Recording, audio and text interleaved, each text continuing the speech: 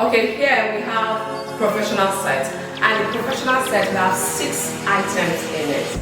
We have the 1 quart, we have the 9-inch skillet, we have the 7 quart, and we have the 11-inch skillet, and we have the perforated basket, and the 3 quart.